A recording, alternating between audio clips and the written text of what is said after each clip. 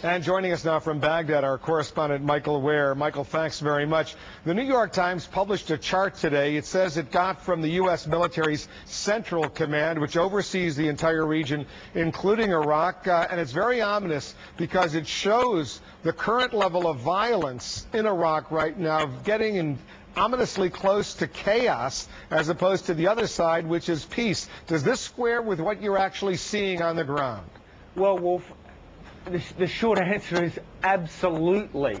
I mean, where this graph, illuminates the situation as we see the pointer teetering further and further away from the green of peace and closer into the spectrum's end of red in chaos, is arguably the most accurate reflection we've seen of the situation here on the ground to come out of either the US military or the administration.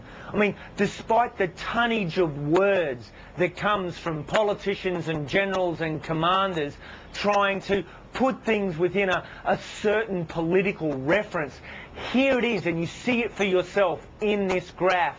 Iraq is within a fraction of all-out chaos. I mean, the best that you could say right now, if such a term exists, is that it's contained chaos.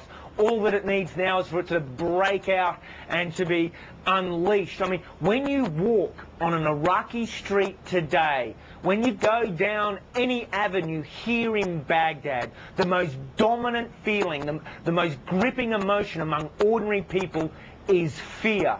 And that fear is legitimate. And this comes only 6 days before the U.S. elections.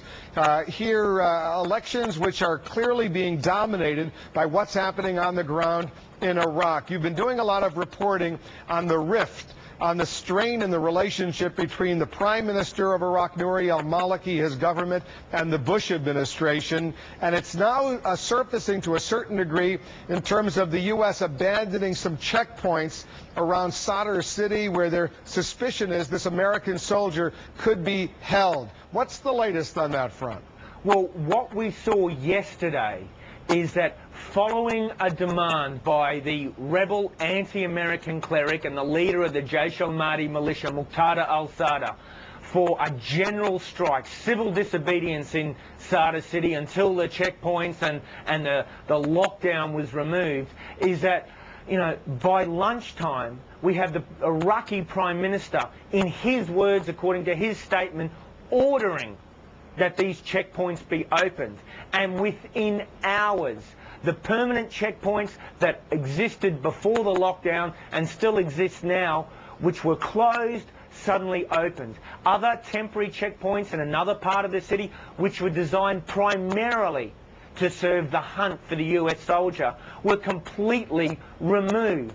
Now, a senior US diplomatic official conducted a teleconference with journalists last night to try and explain that this was not a sign of a rift and the Iraqi government was not countering the US military. But I have to say, Wolf, it was less than convincing.